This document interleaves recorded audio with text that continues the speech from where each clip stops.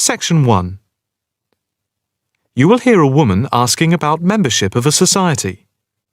First, you have some time to look at questions 1 to 4.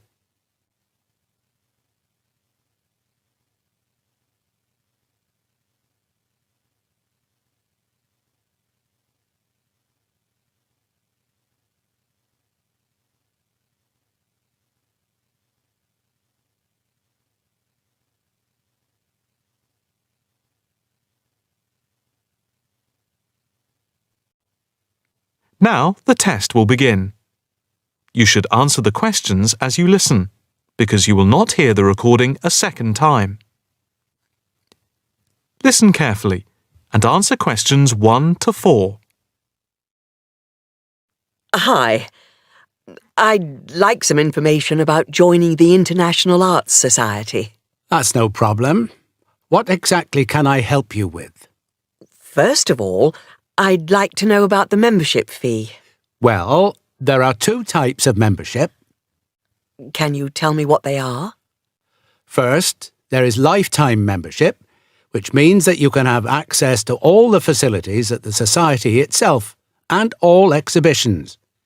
Plus, you can have discounts to various events at affiliated arts organisations here and abroad.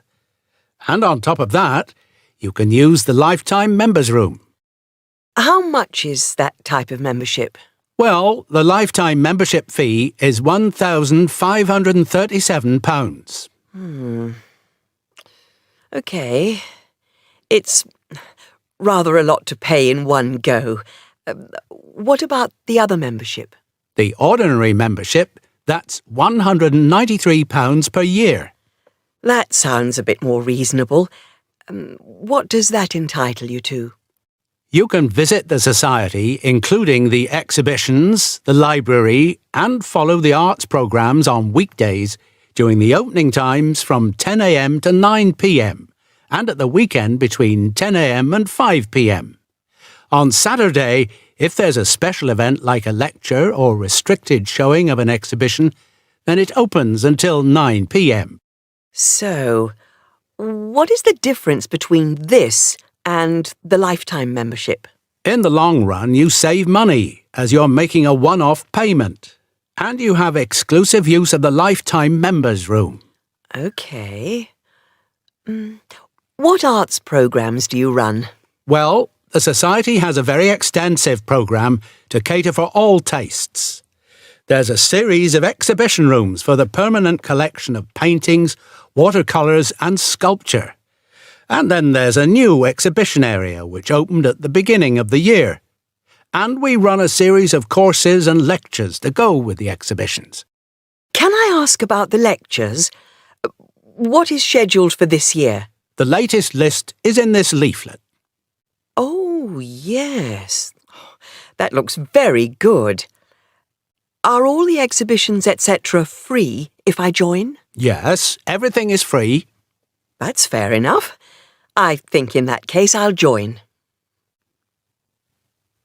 Before you hear the rest of the conversation, you have some time to look at questions 5 to 10.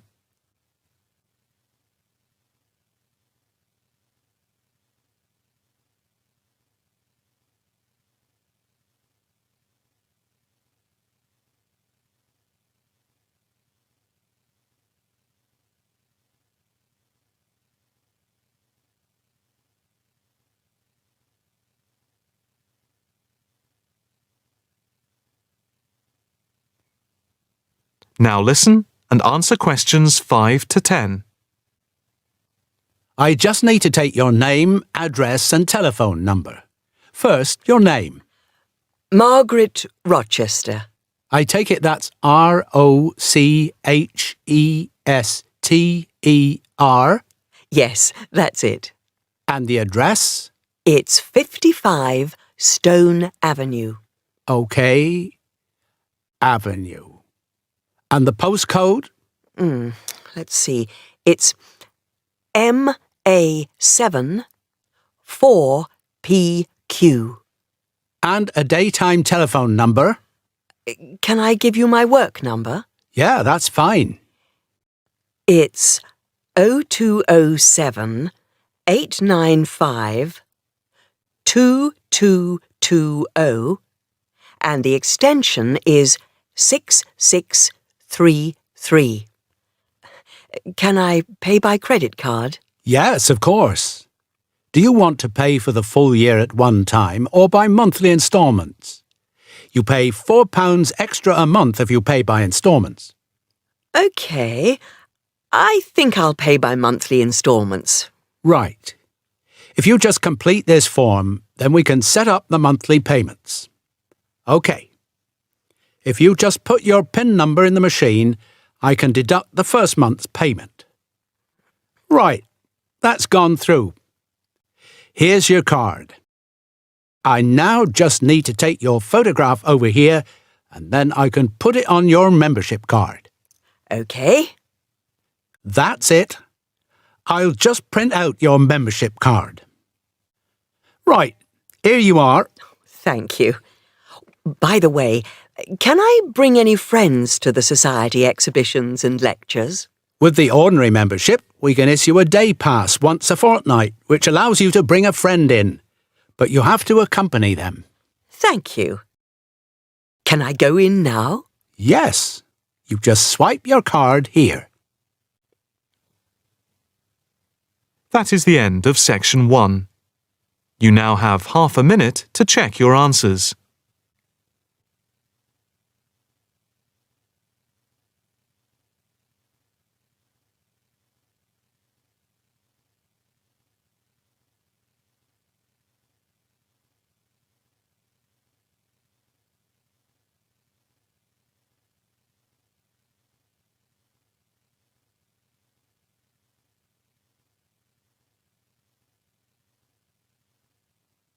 Now turn to section 2.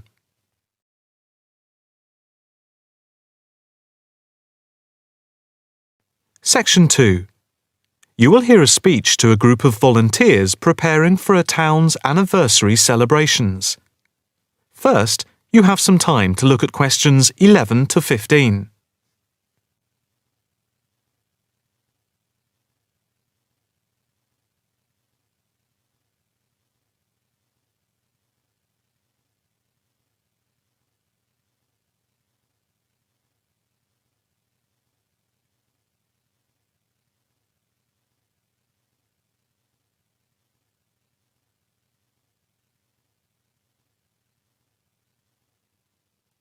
Now listen carefully and answer questions 11 to 15.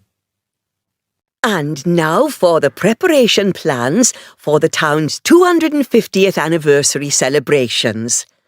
We are going to follow the same system we had last year, but with a few changes to increase the party spirit. First of all, this time we are going to make the concert on the beach open to everyone without charge. This is because we have been given money by the council for the celebration, and also because last year we had so many problems with keeping people out who had not paid. And on top of this, people will not have to pay for refreshments either, as these are being donated. Right now, we are going to divide into 4 teams. The first one, the beach team, will be responsible for cleaning up the beach on the Saturday morning, picking up litter, bottles, plastic bags, wood, and anything else that's lying around. Everyone is meeting at the beach shop at 8 a.m. It's an early start, but we want to give everywhere a good thorough clean. We have had permission from the council to close the beach to get it ready for the anniversary celebration on Sunday. The second team will be responsible for setting out seating in the square for the speeches and prize giving. Again, an early start is preferable, but the vans with the seats can't be there until 9 a.m. So, shall we say that everyone should meet at the village hall at 9:30? Starting then will allow extra time if the vans are late. Before you hear the rest of the talk, you have some time to look at questions 16 to 20.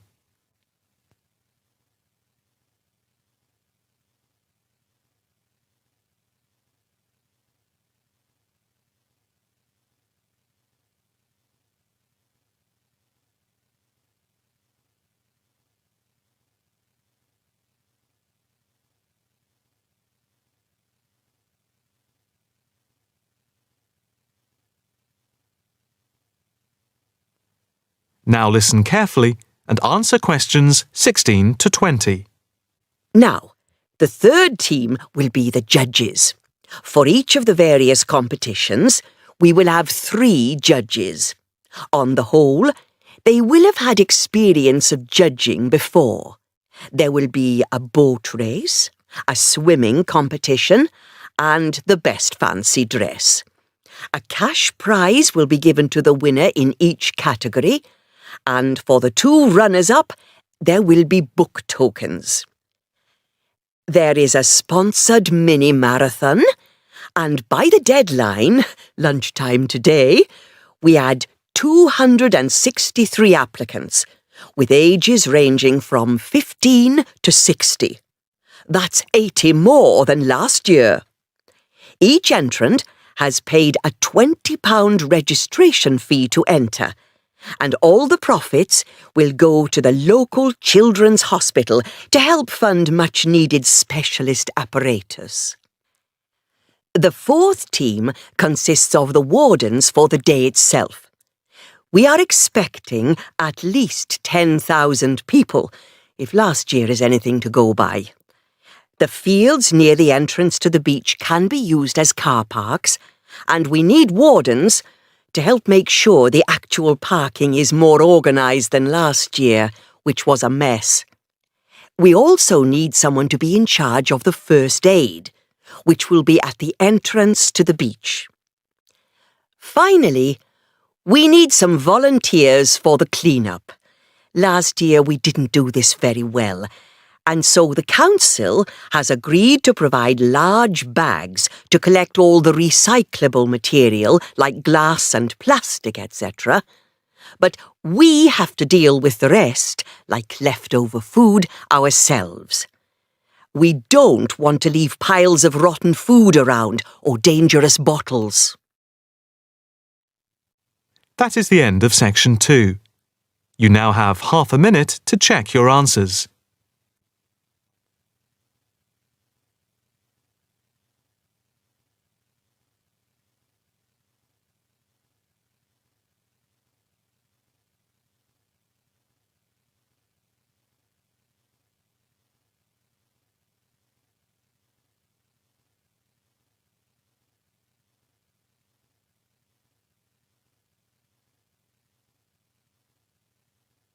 Now turn to section 3.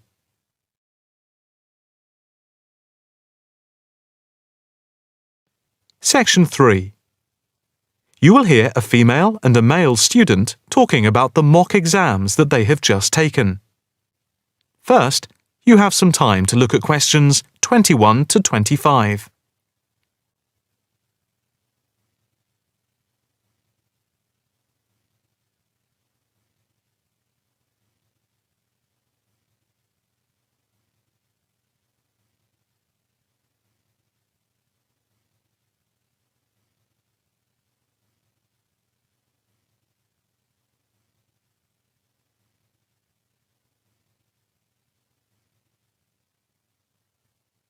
Now listen carefully and answer questions 21 to 25. So, what did you think of the practice exams last week? You mean the mock exams? Yeah. I thought some of them were tough. They were certainly hard and generally they were very long. Yeah, they were spread over a whole week, which made it impossible to relax. Exactly. But what did you think of each test?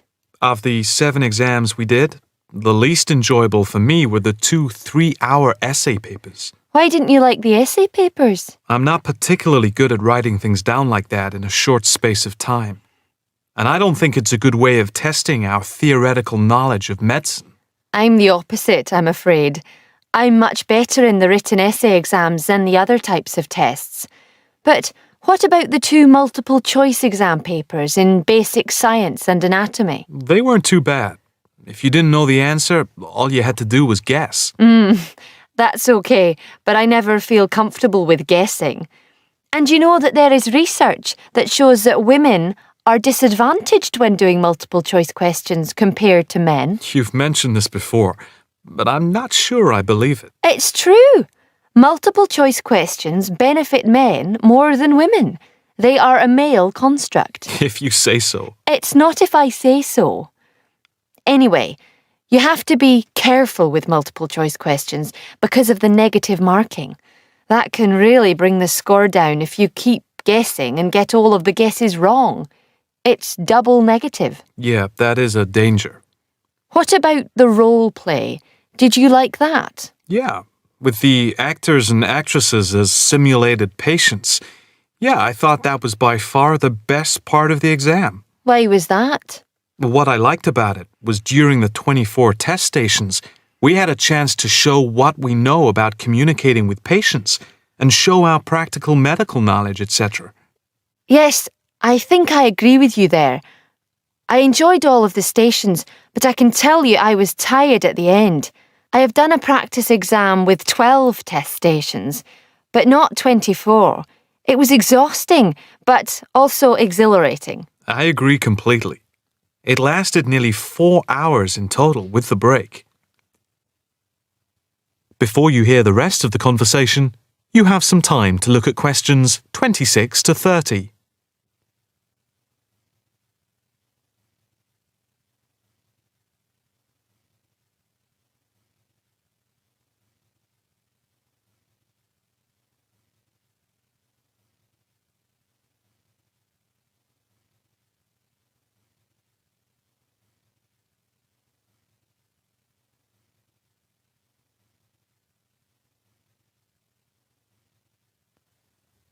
Now listen carefully and answer questions 26 to 30.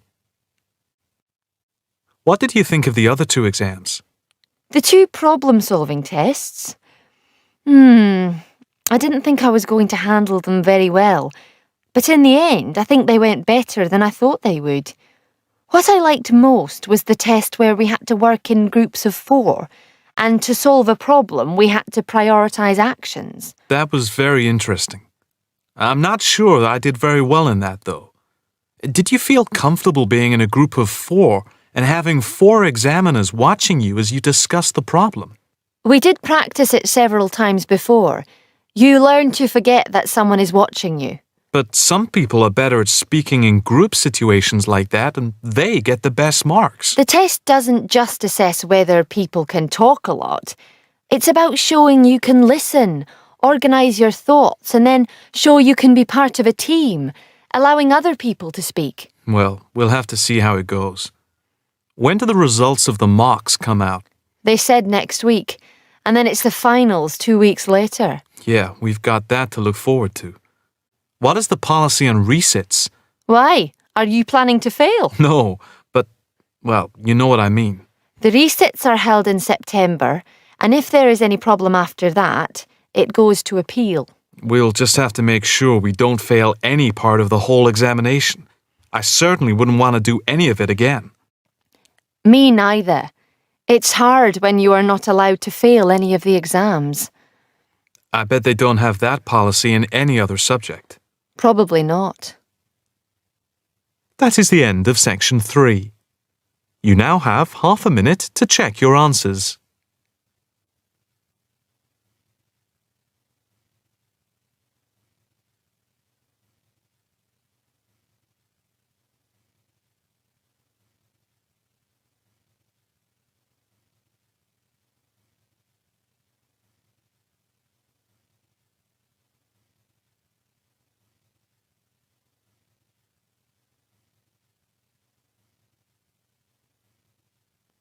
Now turn to section 4.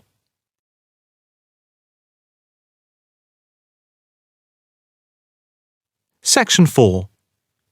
You will hear a talk on research in the Indian Ocean. First, you have some time to look at questions 31 to 40.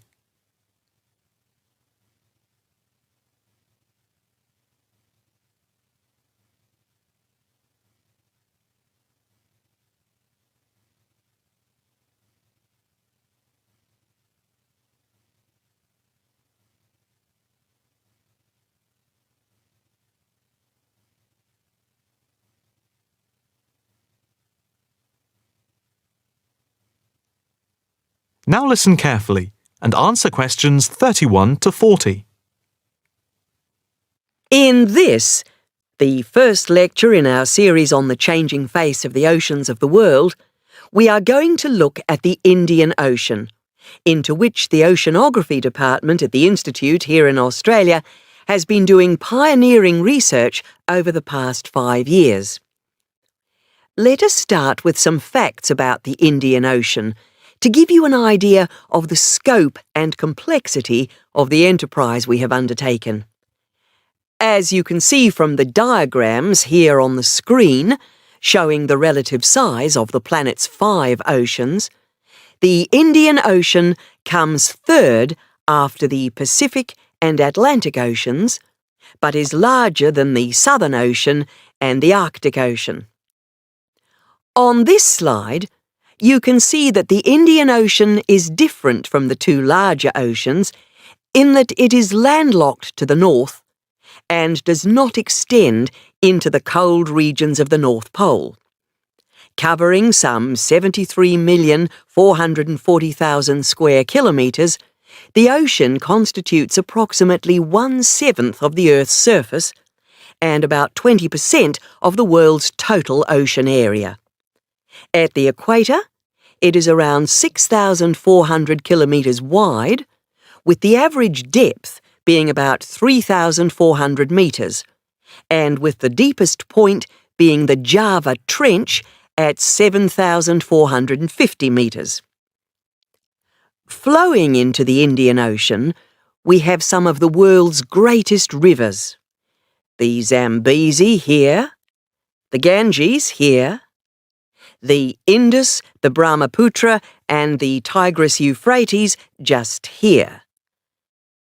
The 2 largest islands in the Indian Ocean, Madagascar, here off the coast of Africa, and Sri Lanka, here off the southern tip of India, are structurally parts of the continents of Africa and Asia, while islands like the Seychelles are exposed tops of submerged ridges. The Maldives are low coral islands, and Mauritius and Réunion are volcanic cones. The surface waters of the ocean are warm, except where the ocean touches the cold waters to the south.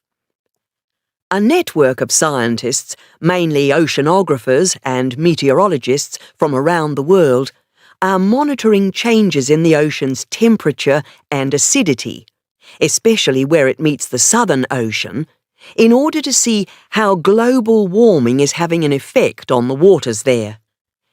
An assessment is also being carried out on how this is impacting on low-lying habitats and peoples in the more populated coastal regions around the rim of the ocean. In the warmer north, islands are vulnerable to even the subtlest changes in sea levels and tides, so they are being closely watched. Moreover, a close eye is being kept on wind changes, especially alterations to the monsoon rains, typhoons, cyclones, and any other natural phenomena. In addition to the information sent from the ship that we have stationed off Antarctica in the south of the Indian Ocean, data are being transmitted round the clock from buoys anchored at various points around the ocean. 5 of these buoys are observing ice packs and icebergs coming into the Indian Ocean from Antarctica. Besides the buoys, data on cloud cover and wind and temperature change are received by satellite. Satellite images are also being used to record the size of the icebergs from the moment they break off from Antarctica. Their course is then mapped as they move out into the Southern Ocean. Here at the Institute, the raw data from the various sources are received and the information is then constantly processed by a bank of computers. Once the data have been collated, the next step in the process is the analysis by experts here and at centres around the world, looking for even the slightest shift in patterns of temperature, wind, and sea levels. In the light of the fact that this is a global enterprise, the Institute is staffed 24 hours a day with researchers working in shifts, and we are in constant contact with centres all around the world. In total, 900 experts from around the globe are involved in the programme. The work at the Institute is now into the 5th year of a 10-year data collection, which began in 2003. The analysis of the 5 years to 2008 will be published early in 2009. However, changes in patterns are already being noticed since the data have been gathered. That is the end of section 4. You now have half a minute to check your answers.